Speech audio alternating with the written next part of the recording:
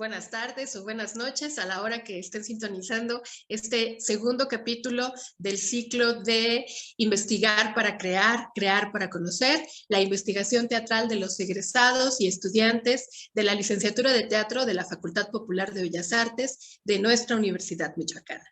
Nos encontramos nuevamente en este canal para seguir dando espacio, ventana, lugar a las investigaciones que han desarrollado nuestros egresados con motivo de su profesionalización teatral, artística, docente, investigativa. En esta ocasión tenemos el gusto, el honor de que nos acompañe uno de los egresados que ha sostenido una trayectoria teatral, artística, como dramaturgo y como director por mucho tiempo, de manera muy destacada a nivel nacional.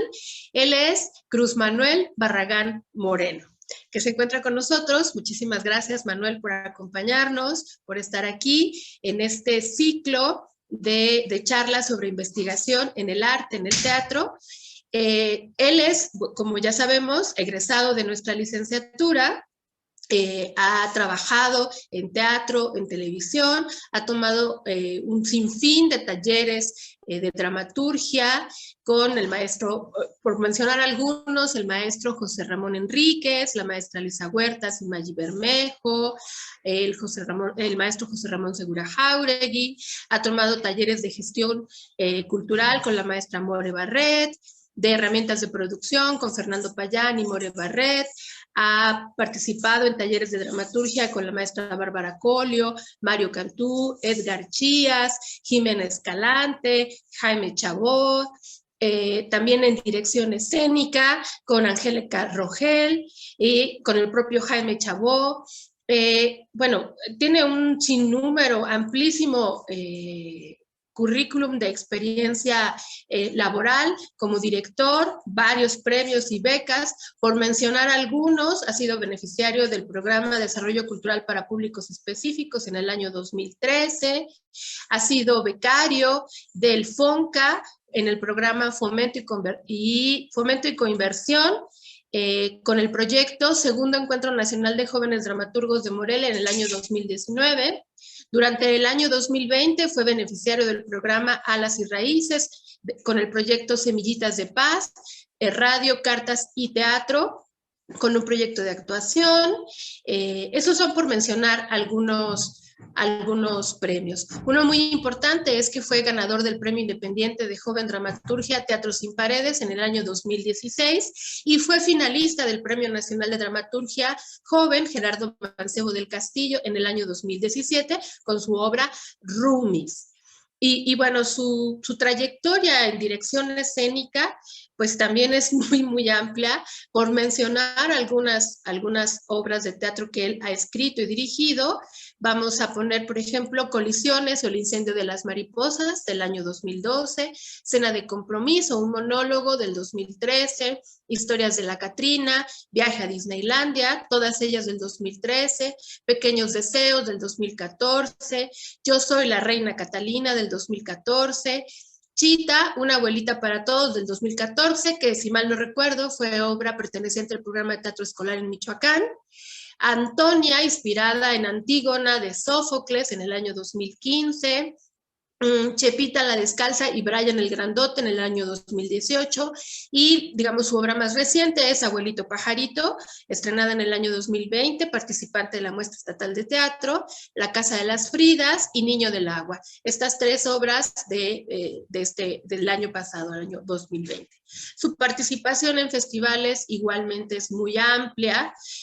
Por mencionar algunas de sus participaciones destacadas, ha sido reiterado participante de la muestra estatal de teatro de Michoacán desde el año 2009 al 2017, ininterrumpidamente con obra bajo su dirección y dramaturgia. Ha sido participante del primer Encuentro Nacional de Jóvenes Dramaturgos de Morelia y del Festival de la Joven Dramaturgia en Querétaro durante los años 2017 y 2019. Tiene varias publicaciones, así como su trayectoria artística, dramatúrgica en dirección. También tiene publicaciones en el sello Paso de Gato, con el sello editorial digital Mala Letra, tiene una publicación como parte del 4º Premio Independiente de Dramaturgia Joven, Teatro Sin Paredes, con la obra Mediodía seguirá el mal tiempo. Tiene publicaciones en la colección de dramaturgia del Premio Nacional de Dramaturgia Gerardo Mancebo del Castillo, Teatro de la Gruta 17. Tiene publicada su obra A lo mejor te encuentro, en una antología de teatro michoacano, Posibles Dioses, bajo el sello editorial de Silla Vacía y el gobierno del estado de Michoacán, y la publicación de la obra Chepita la Descalza y Brian el Grandote, por mencionar algunas, ¿verdad? Nos quedan en el tintero muchas otras que sería importante mencionar. Pero bueno, es que la experiencia, el trabajo artístico de Manuel es tan amplio, tan consistente, que solamente vamos a detenernos en algunas de las cosas que han destacado hasta la fecha. Manuel es un compañero, un amigo que ha dedicado gran parte de su trabajo artístico a su propia obra como dramaturgo y como director. Recientemente se ha titulado como licenciado en teatro por nuestra facultad de la Universidad Michoacana con una de sus obras, ¿verdad? Una obra que él dirigió y que él escribió. Y justamente su trabajo de investigación es una sistematización del proceso de creación de la obra A lo mejor te encuentro. Me parece muy interesante que podamos contar con este testimonio porque nos muestra la otra cara de la investigación, es decir, donde los procesos de creación escénica y de creación dramatúrgica forman parte de la exploración y de la investigación que se está proponiendo. La metodología que se aplicó en este proceso fue reunir aspectos de teorías dramáticas y de dirección escénica, exponiendo las posibilidades y las limitantes del proceso creador del dramaturgo, que dirige su propio texto dramático. El proceso de montaje y la dirección escénica se sustenta en las teorías de dirección de Konstantin Stanislavski o Václav Meyerhold. Este proceso se dividió en dirección escénica, dirección de actores, enfatizando en esta última parte las herramientas vocales y corporales de la actriz para la construcción del personaje y su interpretación. En las conclusiones, el investigador creador resume su proceso creativo desde la escritura original de la obra hacia la puesta en escena, permitiendo una revalorización del dramaturgo como director, especialmente considerando que la obra expone un tema social complicado que permite al dramaturgo valorar el discurso artístico y estético a la puesta en escena. Entonces, es un proceso muy interesante que ya nos detallará Manuel en su presentación. Bienvenido, Manuel, muchas gracias por acompañarnos. Hola, hola, ¿qué tal? Gunari, muchas gracias por la invitación. Pues aquí estoy. Vamos a platicar un ratito sobre este proceso de investigación y de creación de obra. Adelante, Manuel, por favor, toma la palabra. Bienvenido. Hola, buenos días. Bueno, pues yo soy Manuel Barragán y en esta ocasión vamos a hablar un poquito sobre el proceso de creación de obra, la sistematización de la obra A lo mejor te encuentro. Voy a compartir pantalla para apoyarnos un poquito. Esta es la exposición de la titulación y nos vamos a apoyar un poquito en eso para platicar un poco. Primeramente, antes de entrar en el tema, quisiera hablar un poquito sobre pues la necesidad de la titulación, ¿no? En qué momento pues decido titularme y como por qué titularme. Porque, bueno, en mi caso pasaron casi 10 años para que yo pues me titulara. Entonces, una de las cosas que me pasó fue que inmediatamente en cuanto terminé la carrera comencé a trabajar y me empecé a enrollar en el asunto del trabajo y fui dejando como de ladito el asunto de la titulación. Sin embargo, a lo largo de el proceso de trabajo de estos años, me di cuenta que cada que yo iniciaba un proceso de trabajo, de una nueva puesta en escena o de un nuevo montaje, pues algo que tenía o que tiene en común la creación artística y es que lleva cierto grado de investigación. Es decir, cada montaje implicaba investigar ciertas cosas. En uno de las posturas de una crítica de danza y de teatro mexicano, no recuerdo su nombre, ahorita les digo, ahorita me voy a acordar. Hay una parte que se llama el bios dramático, y menciona como 4 aspectos fundamentales que tiene el animal y que tiene el ser humano por ser de una naturaleza animal, y uno de ellos es que el animal es inquisitivo. Primero, el animal es territorial. Entonces, es decir, el ser humano y el ser animal buscan un territorio donde establecerse, y después de esto, Patricia Cardona, se me estaba olvidando. El nombre es Patricia Cardona, y ella, otro de los aspectos que maneja, aparte de que el animal se vuelve territorial, es que el animal se vuelve inquisitivo, es decir, tiene en su etapa más primigenia, más pura, más natural, el ser humano y el ser animal tienen la necesidad de saber qué hay más allá del territorio, qué hay más allá de mi territorio. Entonces, para instalarse en un territorio, se vuelve inquisitivo, es decir, lo investiga cómo es el territorio, y una vez que se establece ahí, se vuelve más inquisitivo porque quiere saber qué hay más allá del territorio que él tiene.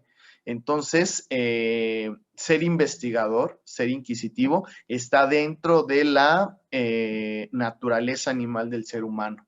Entonces, es un aspecto que no se puede dejar, y en un proceso de creación sucede también de esta manera.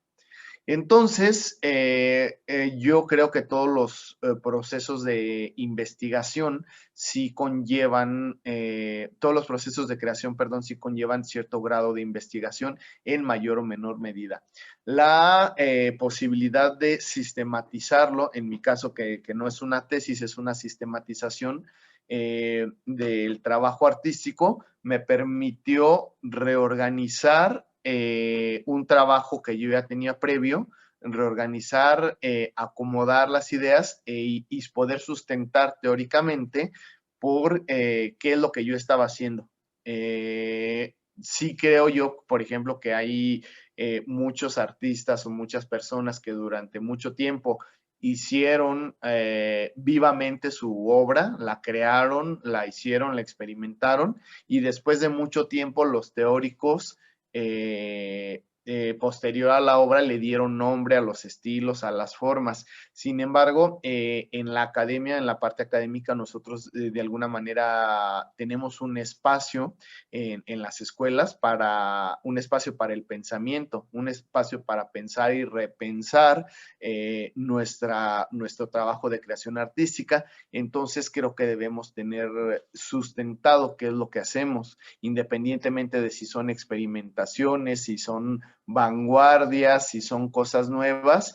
A veces creo que no estamos hallando el hilo negro de la media, y hay muchas cosas que ya se hicieron de mil maneras. A lo mejor ya se ha hablado de todos los temas posibles en el teatro, en la vida, pero la diferencia es la forma.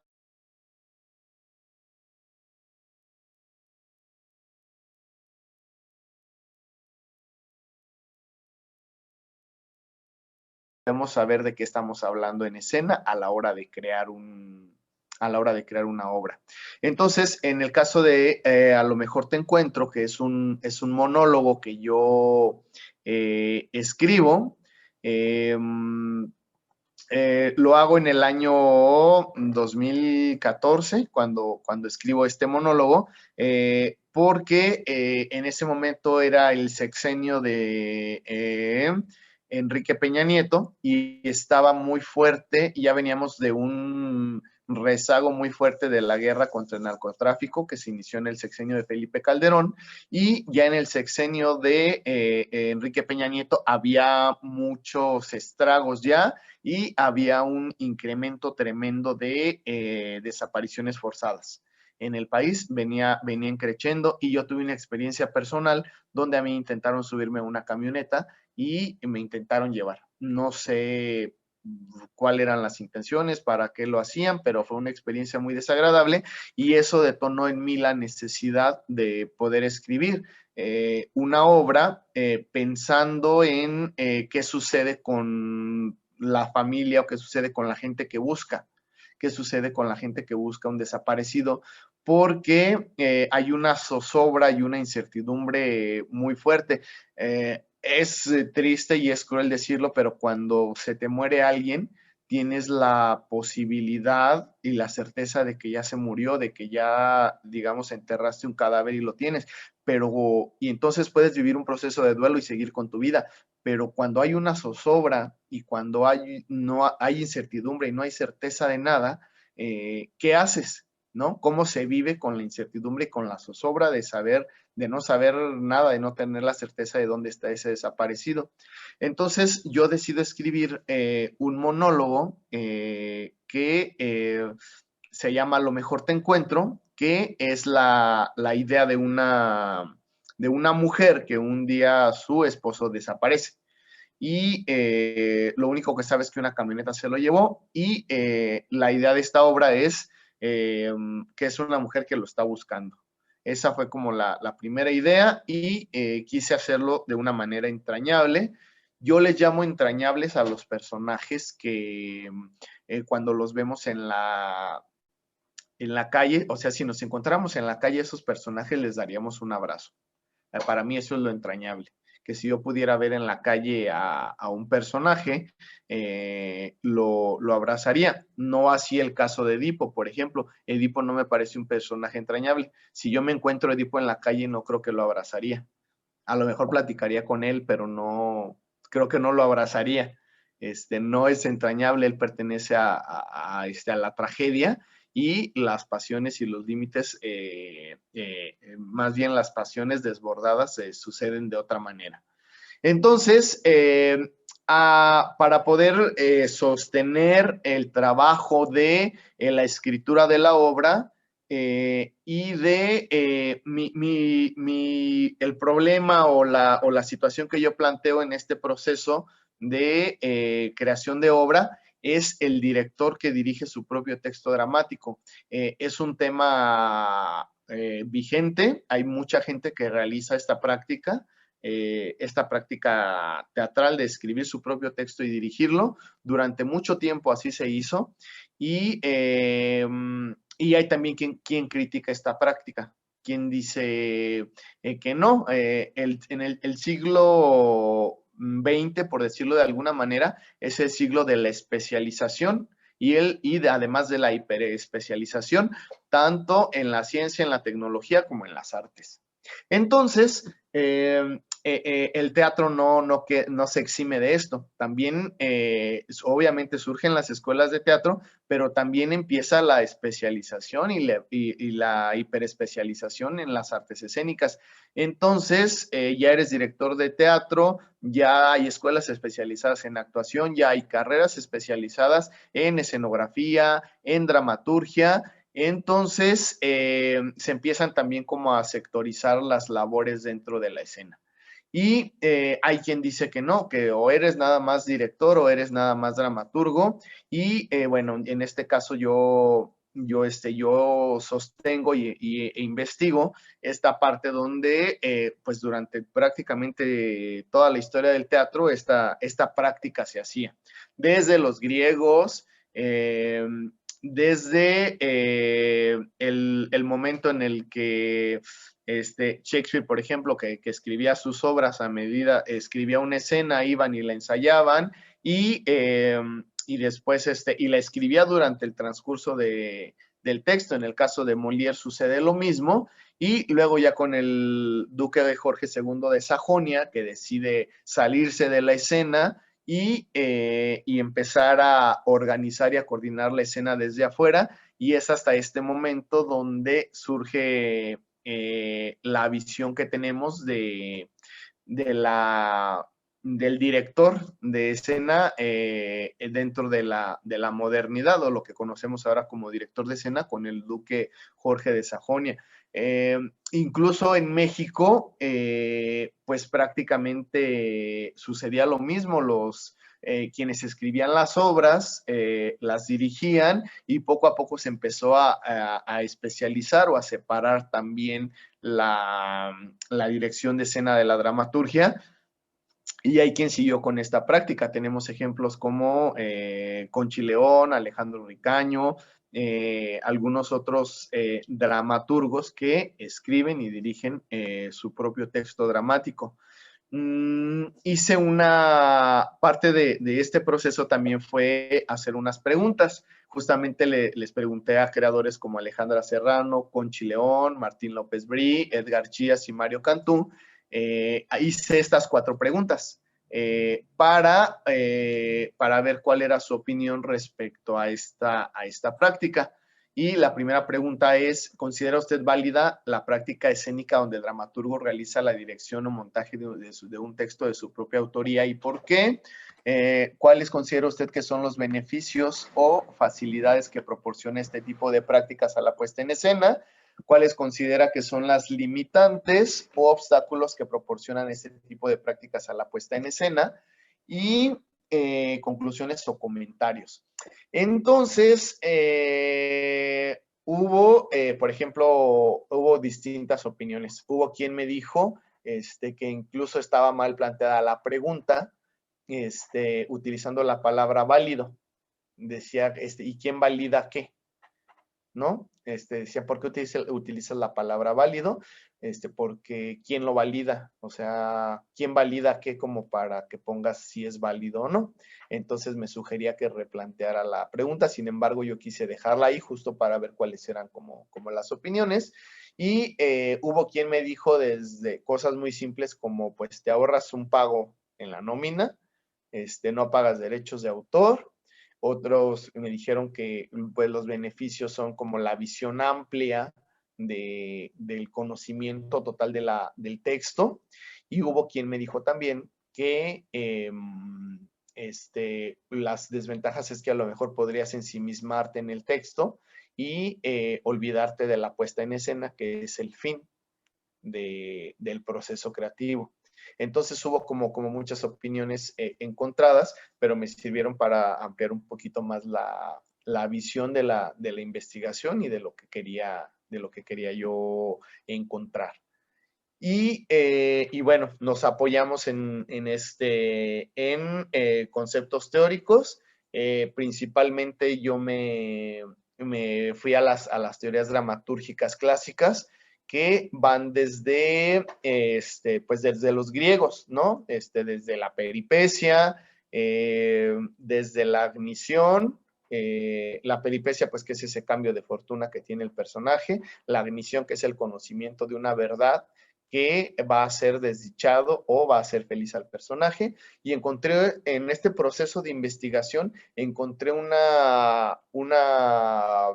término que yo no había escuchado, no le había puesto atención nunca, que se llama teichescopia.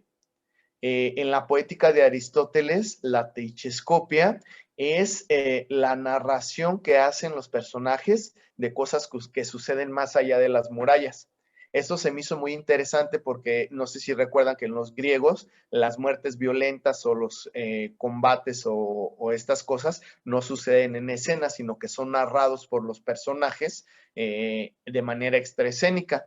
Entonces la teichescopia pues es de alguna manera narrar los hechos que suceden más allá de las murallas. O sea, el personaje está viendo algo y nos lo está narrando al público. Entonces, creo que es lo más parecido que hay, o lo más cercano que hay a esta cosa nueva que es la narraturgia, que llegó hace algunos años a México y se instaló definitivamente. Entonces hay muchas coincidencias, porque finalmente lo que se hace en la narraturgia es contar lo que hay en los ojos del personaje más allá de la cuarta pared. El personaje nos está narrando con su propia voz acciones teatrales. y nosotros estamos viendo lo que él ve. Entonces es un término muy parecido que existe desde los griegos. Y bueno, les decía los conceptos de fábula, de peripecia, los personajes, el tiempo, la historia, los acontecimientos y la necesidad de que la acción sea el núcleo central del arte teatral. Y también las teorías de dirección de escena en las que me basé, que fue Stanislavski y el método de las acciones físicas, Meyerhold y la biomecánica, y el trabajo del director de escena. Que principalmente esos fueron los dos teóricos con los que me enfoqué en el proceso, justo para sostener la parte de la puesta en escena. Y bueno, ya la parte de la escritura, pues es estructurar, poder desmenuzar el texto que ya estaba escrito y saber cómo lo había escrito. Entonces fue un ejercicio al revés. Empezar desde cuál fue la premisa, cuál fue el argumento y cuál es la fábula de esta puesta en escena. ¿Cuál es la estructura? La premisa pues era escribir una obra sobre las desapariciones forzadas en México, de una mujer que busca el argumento es que busca a su esposo desaparecido, y la fábula pues es ese pequeño cuento. Malena es una mujer que busca a su esposo que un día desapareció. Y la estructura dramática, yo decidí estructurar la obra en 12 escenas, que son hacerla de manera lineal, es decir, principio, desarrollo de la obra y final. Decidí que fuera lineal, tanto en la forma de organizar el tiempo como en la forma de contar la historia. Y bueno, los personajes, la peripecia, el tema, los espacios ficticios, los empecé a desmenuzar en este proceso de sistematización. Bueno, se escribe la obra y esta, por ejemplo, es una estructura de escena 1, se llama Mes de Enero, y la anécdota en esa escena es que Malena prepara la comida para llevársela a Ramiro. Es una especie como de escaleta finalmente. Y así voy con cada una de las escenas de la obra, contando cuál es como la anécdota, la fábula también de cada una de estas escenas. Y entonces en este proceso vuelvo a reconocer cuáles son los aspectos. Estoy sistematizando, estoy reorganizando una puesta en escena que era previa. Y ya en esta última parte, pues es el recuento de todo lo que se hizo en la puesta en escena, desde el casting, quién fue el equipo creativo de este proceso de trabajo, cómo se hicieron los ensayos, análisis de texto, interpretación vocal, exploración corporal, la integración de objetos, una necesidad de que la actriz también fuera la tramoya, que moviera los objetos y la escenografía dentro de la obra, y el asunto de la repetición, que finalmente el espacio de los ensayos es justamente para repetir. Hay una traducción de francesa, por ejemplo, ensayo en francés le dicen repetición, que es repetir, repetir, repetir, e ir encontrando muchas cosas en este proceso de repetición. Escénico de esta obra la estrenamos en un espacio que se llamaba La Fortaleza, que estaba en la Colonia Obrera, y ahí fue donde se diseñó la puesta en escena en aquel entonces. Y este es el plano de iluminación y características que tuvieron el vestuario, el maquillaje y la musicalización para que de alguna manera fueran armónicas y cumplieran con cualidades y calidades artísticas y estéticas. Y este es un cronograma de actividades de todo lo que se hizo en el proceso de trabajo hasta llegar al estreno y las primeras funciones. Un presupuesto desglosado de qué fue lo que se gastó para el proceso desde los ensayos hasta el estreno. Y promoción y difusión del montaje, cómo se hizo el cartel, la fotografía, temporadas de giras, festivales. Estuvimos en el Festival de Monólogos de Teatro Una Sola Voz en 2015. Hicimos una temporada en la Sala Villaurrutia, en el CCB, y un montón de funciones que tuvimos por todo el país.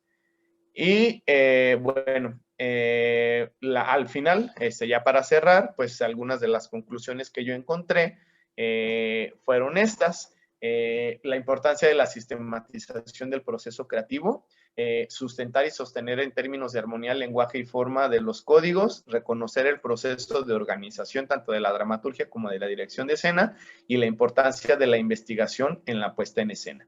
Realizar este proceso creativo de la mano de la dramaturgia con el montaje permitió reconocer como artista el compromiso de honestidad que debe tener el producto escénico para que el espectador pueda reconocerse en él, disfrutarlo y voltear al mundo con una mirada nueva que ofrece el teatro a través del arte.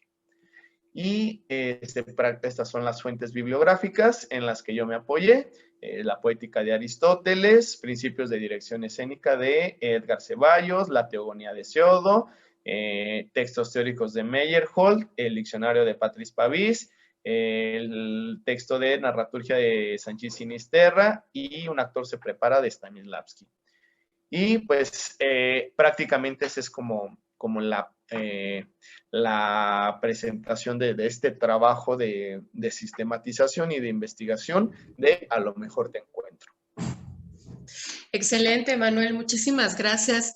Yo creo que ha sido una presentación muy interesante por lo organizada, ¿no? Que podemos conocer casi todo el cuerpo de la tesis, sin necesidad como de tener que revisar directamente el documento, y eso es bueno porque nos orienta, ¿no? En la manera en cómo tú desarrollaste tu proyecto. Pues yo tendría como muchos comentarios, pero a mí me gustaría empezar por una cosa que mencionaste al principio de tu presentación, un poco así a bote pronto, pero que creo que es una parte interesante, sobre todo para nuestros estudiantes que se encuentran actualmente en el proceso de titulación y que muchas veces ante el reto que implica elaborar un proyecto de investigación, ya sea como creación, como un proyecto de investigación teórica, un proyecto de investigación pedagógica, viene el desánimo, viene el cuestionamiento de ¿para qué me titulo? ¿No? O sea, si yo voy a ser director o dramaturgo o actriz o actor, ¿no? Si yo voy a ir a hacer castings a agencias reclutadoras de actores para la televisión, para el cine, como para qué me va a servir un título de licenciatura, ¿no? De licenciado o licenciada en teatro. Entonces, esa pregunta es una pregunta que ronda las aulas, perdón, de Bellas Artes muchas veces, ¿no? Si necesitamos una cédula profesional para ejercer nuestro trabajo artístico, ¿no? Es como un poco decir eso. Y entonces me gustó mucho eso que tú dijiste a mí me tomó 10 años, ¿no? Digamos, obtener el título, pero porque yo salí de la escuela y me dediqué a trabajar. Evidentemente con el amplio currículum que tienes, pues ahí está la evidencia de que tú te concentraste directamente en tu trabajo dramatúrgico, en tu trabajo de dirección. Pero ¿qué cambió, Manuel? ¿Por qué de repente decir, ahora sí lo voy a hacer, ahora sí me interesa tener ese título? ¿Qué fue lo que cambió? Eso me intriga un poco. Primero, intenté titularme hace como a los 3 años que salí, intenté hacerlo, y ya tenía como un tema muy, muy específico que yo quería abordar. En uno de los talleres que tomé con Mario Cantú, se hablaba como de la influencia que tuvo el positivismo dentro de la creación artística, porque muchos, en este caso en la dramaturgia como en la creación de obra, muchos artistas también quisieron de alguna manera como utilizar el método científico para crear. Es decir, proponer una hipótesis, experimentar y sacar conclusiones y sacar una teoría o ley. Entonces, se me hace un tema muy padre, muy interesante, muy, pues sí, muy apasionante, porque justamente el trabajo que hacíamos de dramaturgia como que intentaba también ver cuáles habían sido como las consecuencias o qué injerencias había tenido el positivismo en la creación dramatúrgica. Y entonces tenía un asesor o asesora por ahí y le dije, tengo este tema, y me desanimó y me dijo, no, ¿tú crees que vas a poder con ese tema? Es un tema muy amplio, no, así. Y yo, y entonces me desanimé y ya lo dejé. Y entonces, a esa fue como la primera parte. O sea, alguien que me dijo, no vas a poder con el tema. Entonces, lo dejo y ya, pasan los años y después intento titularme otra vez y otra vez vino como el desánimo porque cuando mando el título del proyecto para hacerlo, había un colegiado en la escuela que estaba como en ese tiempo en el consejo técnico y parecía que necesitaba poner datos históricos en el título del trabajo para que me lo valieran. Era una cosa así, o sea, me regresaron como un comentario de no tiene nomenclaturas de tiempo, espacio, no sé qué, y entonces me rechazan el título del trabajo y digo, ay, no, ya.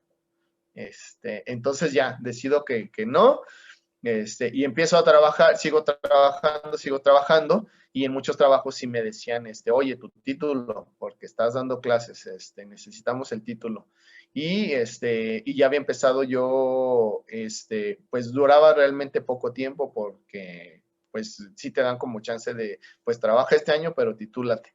Y entonces, en la parte como de las escuelas, en la parte de mi trabajo independiente como artista, pues no, o sea, realmente nunca te lo piden, pero yo pensaba en algún momento, pues me gusta mucho la docencia también y también quiero ejercerla y me apasiona, entonces tengo que hacerlo. Y un día, cuando decido ya titularme, caí como en cuenta de un montón de cosas. Y la primera, creo que yo tengo un compromiso con la universidad pública y tengo un compromiso con el Estado, porque finalmente estuve haciendo una licenciatura, yo me aventé 5 años y finalmente el Estado invirtió en mí. O sea, desde la banca donde yo me siento, desde la nómina de los maestros, desde el salón de clases donde estoy, eso cuesta. Entonces, eso lo está pagando el Estado, lo está pagando, es dinero público. Entonces, el Estado invirtió en mí, en mi educación, y el resultado de esa inversión que hizo el Estado es tener profesionistas titulados, ¿no? Y validados. Entonces, yo dije, yo tengo un compromiso con el Estado, invirtió en mí, entonces yo le tengo que corresponder a la Secretaría de Educación Pública de este país donde estoy viviendo, porque invirtieron en mí y gastaron en mí. Ese fue como dije, tengo que hacerlo. Entonces, sí. No, nada, es que me gusta mucho esto último que dices porque hay un sinfín de razones por las cuales podemos argumentar que es importante este proceso.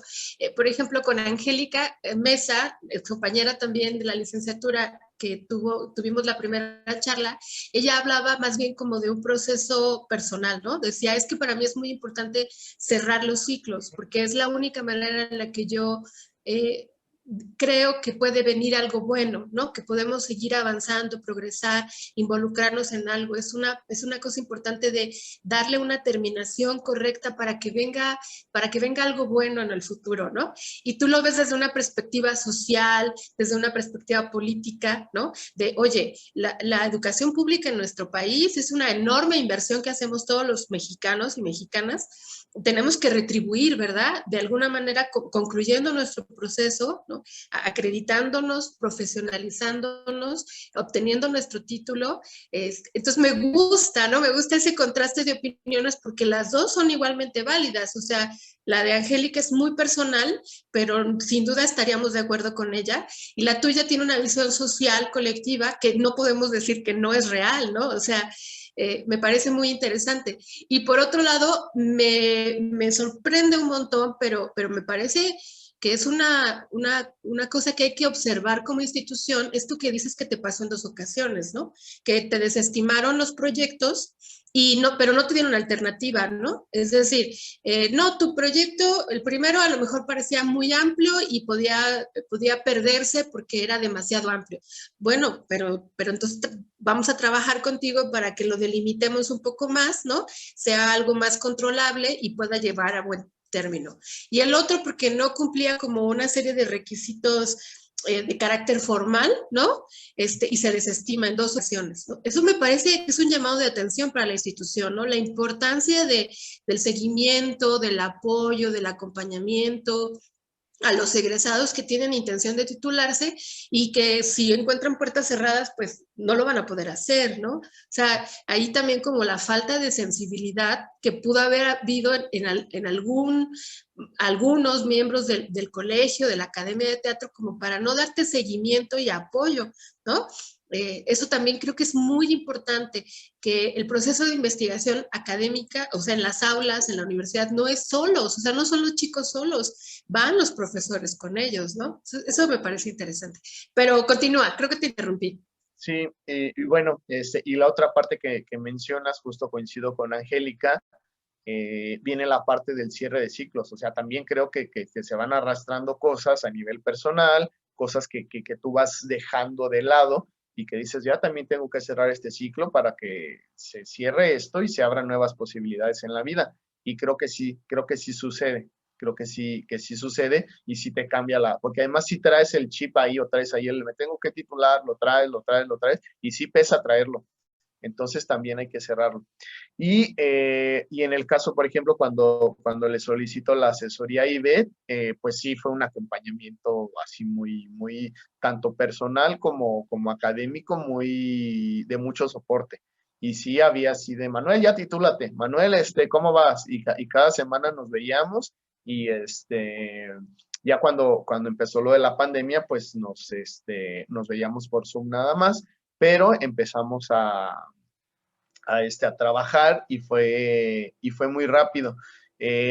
Lo que me detuvo a mí fue que por ahí en una escuela donde empecé yo la maestría me perdieron mis papeles. Entonces, me tardé todavía todo un año en poder recuperar el certificado de mi prepa y eso fue lo que me hizo tardarme un año más, pero prácticamente desde el año pasado ya teníamos el trabajo terminado, aprobado por los asesores y pues únicamente estaba esperando el certificado de prepa para poder hacerlo. Entonces, recomendación chicos, cuando entreguen un papel, pidan recibo, así con lista de te entregué esto, porque las universidades particulares tienen la fama de perder los papeles originales de los alumnos. Se los digo por experiencia. Bueno, sí, hay todo un tema, ¿verdad? Desde la cuestión administrativa como de la cuestión, ¿no? De contenido. Pero bueno, regresando un poco a este tema de tu investigación, otra cosa que me parece interesante, además de todas estas cuestiones más bien como de circunstanciales, ¿no? Del contexto en el que se da tu titulación, y ahí palomita para la maestra Ivette Sandoval, ¿verdad? Que hace un acompañamiento importante, finalmente logran conjuntamente concluir tu proceso. Esta otra que mencionaste de que tú te dabas cuenta que cada vez que emprendías un nuevo proyecto, y ya vimos por tu currículum que tienes mucha vasta experiencia en la producción escénica, ¿no? Desde el ámbito de la dirección y de la dramaturgia, era un proceso de investigación, ¿no? O sea, que para crear la puesta en escena, para escribir el texto, tú tenías que pasar por un proceso de investigación que iba desde lo personal, ¿no? Por ejemplo, en el caso de A lo mejor te encuentro, partió, digamos, el leitmotiv inicial era una experiencia tuya muy personal, ¿no? Muy terrible, ¿no? Estar en el riesgo de ser secuestrado, desaparecido, ¿no? Vivirlo en carne propia, me imagino que eso debe ser muy complejo, pero también aunado a un contexto, ¿no? Esos años del 2012 al 2018, pues para todos fueron de mucha zozobra, ¿no? Había, digamos, el contexto de violencia era igual o no sé si más crítico que como lo estamos viviendo ahora, pero además ahí había una especie de secrecía, ¿no? De silenciamiento de este fenómeno. Entonces, ni los medios de comunicación, ni los intelectuales, ni los artistas, ni nadie, digamos, a nivel nacional discutía que había un problema grave social, ¿no? Que era esa violencia que desaparece a las personas, ¿no? Esto que tú dices, cuando hay desaparecidos, pues siempre existe la incertidumbre de que probablemente esté vivo y entonces cómo, ¿no? Sigue la insistencia en buscar. Cuando sabes que ha muerto, ha fallecido la persona, hay un proceso de duelo, no es menor, ¿no? O sea, no estamos diciendo eso, pero hay algo ahí que puede sanar. En lo otro estás en el limbo, en la incertidumbre, ¿no? Y de ese proceso no se hablaba. Y entonces tú tú decidiste tomar ese proceso. Y por otro lado, tienes el tema de digamos, las referencias de carácter teórico con las que tú ya contabas de alguna manera y que además profundizaste a lo largo de la investigación, ¿no? Entonces, todos estos elementos a mí me hacen pensar un poco de la resistencia que hay al interior de la academia, ¿no? De considerar que la creación es un proceso de investigación, ahora sí, utilizando los términos que tú expusiste, igual de válido, ¿no?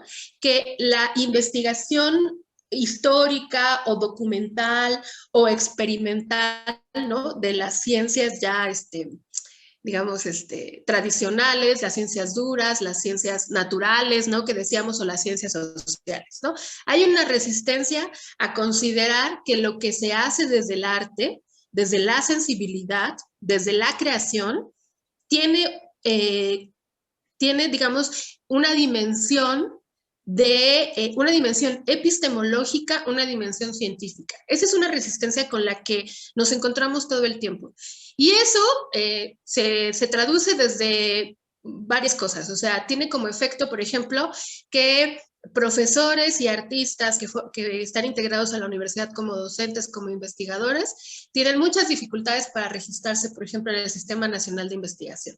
O sea, si lo hacen, lo tienen que hacer adecuándose a los modos, a las maneras, a los procedimientos de la investigación social y en algunos casos hasta de la investigación, ¿no? De la ciencia dura, ¿no?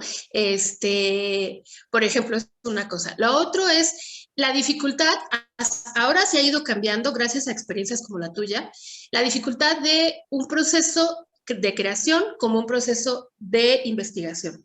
Sí, todavía hoy creo que tenemos la tentación de que tiene que estar fundamentado históricamente o teóricamente.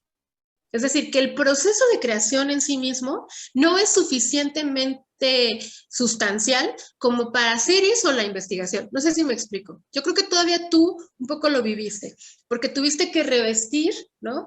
Todo tu proceso de creación de teorías dramáticas clásicas, ¿no? Y modernas y contemporáneas, como para darle ese valor científico que en sí mismo el proceso de creación no, aparentemente no tiene, ¿no?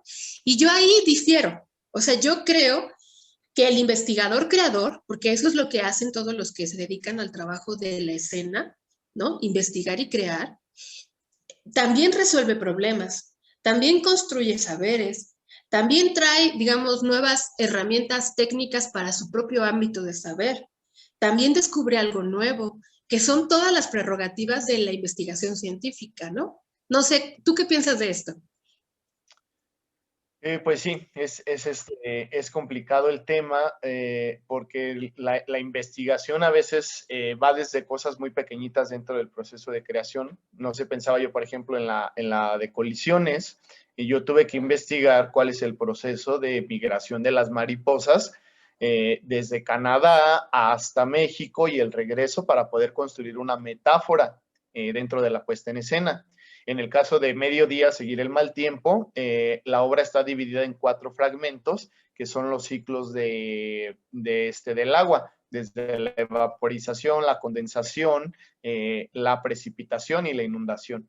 Entonces, utilizo estos 4 momentos para metaforizarlos como parte de la obra. Entonces, esta pequeña investigación para hacer la obra es como para ser honesto, ¿no? Como para no inventarme yo cosas o suponer cosas. Entonces,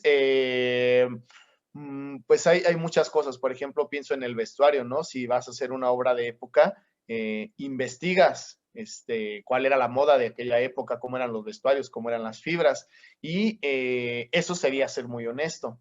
Pero en el mundo en el que a veces nos desarrollamos, pues ya con que se vea que el vestido no es de esta época, con eso ya lo solucionamos. Entonces, desde ahí, no desde cómo, ahorita, por ejemplo, yo estoy montando una obra clásica y la vestuarista está haciendo un proceso de investigación para pegarse lo más que se puede. Y hay quien dice, ay, pues no, o sea, como en el teatro puedes utilizar una convención pues no importa, que no sea un vestido totalmente naturalista o con que sea algo muy realista, muy cercano con eso. Entonces, a veces también creo que son decisiones personales, decidir qué tanto quieres investigar, qué tan honesto quieres ser con el proceso y hay quien dice que sí debes sostener, ¿no? O sea, que sí debes darle su lugar históricamente a lo que estás haciendo y como pues, sentar antecedentes para poder crear. Y hay también casos, por ejemplo, donde descubrimos cosas y como no tenemos conocimiento de que alguien más ya las hizo, creemos que nosotros las descubrimos. Entonces, también está esa parte, ¿no? De decir, Claro, ajá, es decir, yo lo que pensaba es que tampoco partes de la nada, ¿no? Es decir, cuando tú haces un proceso de creación, tienes una serie de intuiciones, ¿no? Que son del ámbito de la sensibilidad, de la percepción, de la apreciación, pero tampoco partes de la nada. Tienes un conocimiento de técnico, ¿no? Sobre el ámbito, o sea, sobre el teatro y cómo se hace el teatro. Y tienes una serie de conocimientos sobre el tema que vas a abordar, ¿no? O sea, tampoco es que partas de la nada. Y a lo largo de tu investigación, creación, pues vas profundizando en ellos, ¿no? A lo que yo me refería es que, por ejemplo, existe como la imperiosa necesidad de darle a la investigación teatral un revestimiento a nivel de la documentación, de la teoría, ¿no? Hacer un planteamiento más bien teórico y una reflexión en el ámbito teórico. Y todos los saberes prácticos que se suceden en un proceso de creación parecen estar como subordinados a esa validación teórica. Y yo creo que la apuesta, ahora que veo tu experiencia, es que los saberes, digamos, o las prácticas, o todo lo que se indague en el propio proceso de ensayo, por ejemplo, es investigación, ¿no? Que claro, se puede presentar como tú lo hiciste, en una sistematización, ¿verdad? Y tiene el mismo estatus que una investigación teórica, ¿no? Profusa de documentos y de fuentes bibliográficas y de cosas de esas, ¿no? Digo, es una cosa que todavía tenemos que seguir como interrogándonos, preguntándonos, ¿no? Afinando en términos metodológicos. Porque yo, por ejemplo, veo que tu proceso de creación, tú hiciste documentación, porque leíste, ¿no? Sobre la historia de la dirección escénica, sobre las teorías de la dirección escénica clásicas, ¿no? Hiciste una reflexión en torno a conceptos teóricos del conjunto de la tradición teatral, ¿no? El planteamiento aristotélico, pues es como el fundamento, ¿no? De todos los desarrollos teóricos en el teatro y hiciste una posibilidad de reforma de esos conceptos teóricos, como por ejemplo el concepto de narración, ¿no? Que parecía estar como, digamos, en oposición al concepto de drama o de mímesis, ¿no? Y entonces tú lo reformulas, ¿no? Y todos esos son los procesos que se viven en la investigación, digamos, científica. Entonces, ahí está, sin duda, la investigación de campo, ¿no? Mediante estas entrevistas, estos testimonios, estas consultas que tú recabaste a dramaturgos directores, ¿no? De cómo es su experiencia, pues ahí hay también trabajo de campo, como lo haría la mejor ciencia social, ¿no? O sea, yo sigo encontrándome con que los creadores llevan a cabo los mismos procedimientos que un investigador convencional, ¿no? Pero no estamos en ese estatus. Entonces, digamos, esa es como la reflexión, ¿verdad? Que tenemos que hacer. A mí me gusta mucho tu proceso porque en este sentido es muy purista, o sea, es realmente un proceso de montaje y tú encontraste un montón de cosas y estás discutiendo problemas sociales vigentes, ¿no? Que de hecho todavía no han terminado. Tú tuviste que hacer toda una reflexión teórica sobre qué es este proceso de la dramaturgia, la dirección, o sea, digamos, es como muy completo, ¿no? Tu proceso.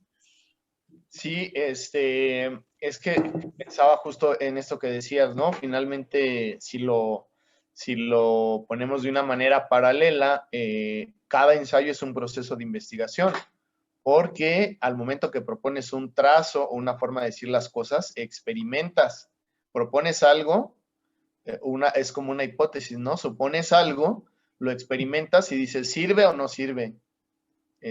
Y entonces ahí compruebas, ahí hay un proceso de comprobación de si funciona o no funciona para la escena, porque tú como investigador, director, eres el primer espectador. Entonces estás comprobando que no sirve o que no funciona ese trazo, esa forma de decir las cosas y planteas otra. Y entonces ya obtienes un resultado. El asunto a veces creo que con el método científico es que queremos encontrar resultados positivos siempre. Y no sé si en las artes, pues finalmente, pues es también parte de la poesía, ¿no? Y lo que decimos, la poesía no es exacta. Entonces podemos no encontrar resultados exactos en un proceso de investigación, o en un proceso de creación artística. Pueden no ser los resultados que esperábamos o no ser exactos o no ser positivos, y también creo que es válido. Claro, sin duda también la ciencia, digamos, la ciencia normal, la ciencia es dura, pues también ha vivido sus revoluciones, ¿no? Y digamos, ya la perspectiva positivista o neopositivista, pues cada vez ha sido desmontada, ¿no?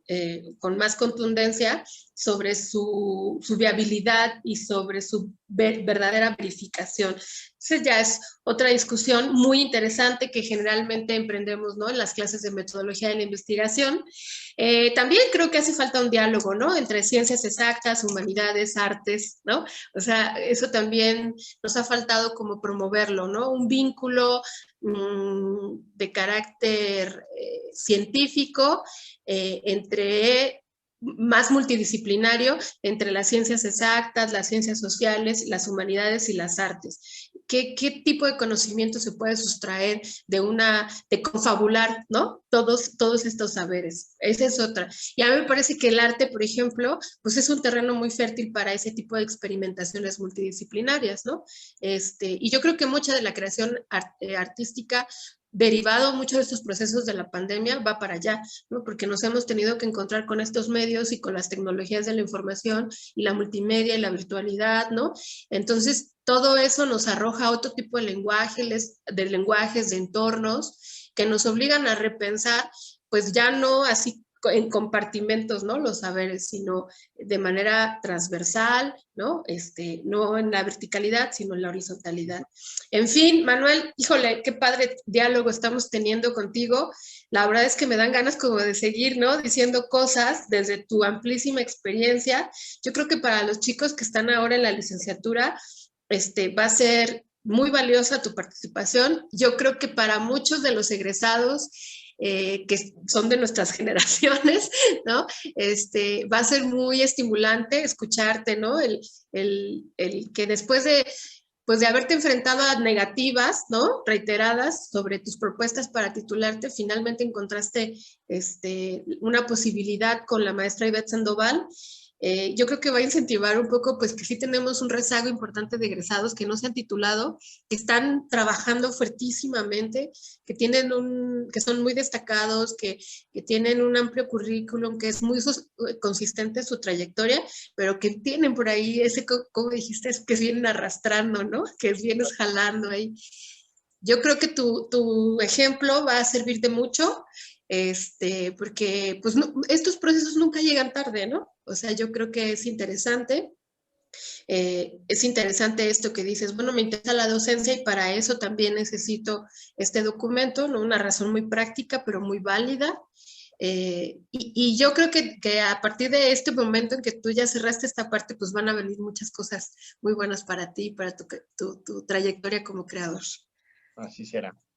Sí, lo decretamos. Ya, bueno, ya nada más para cerrar, me llevo Adelante. una reflexión justo ahorita que platicábamos, pensando como en la ciencia, la tecnología, que tienen como su lugar y su importancia, pero cuando surgen las humanidades, históricamente que se empiezan a enfocar las escuelas en las humanidades, en este caso, por ejemplo, nuestra carrera que pertenece a las humanidades ponen al ser humano como centro de, pues, del universo, como centro de un montón de cosas.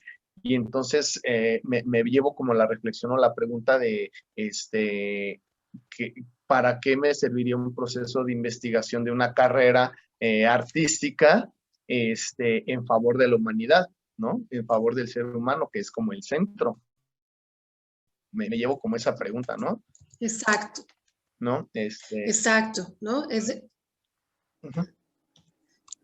Sí, ¿no? Es decir,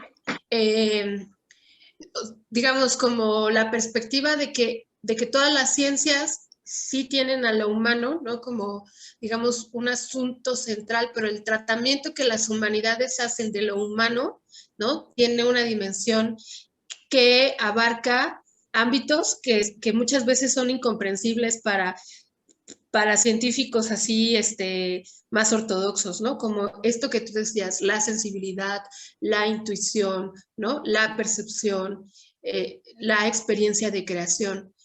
Hay un nivel de la creación artística que parece no explicarse, ¿no? Que está como en esta palabra que luego causa tanto resquemor en el ámbito científico, que es en el ámbito de lo inefable, ¿no? De lo que no se puede pronunciar. Sin embargo, esos son los ámbitos que tenemos que seguir discutiendo, ¿verdad? Pues muchas gracias, Manuel. Yo te agradezco mucho que hayas estado con nosotros en este ciclo.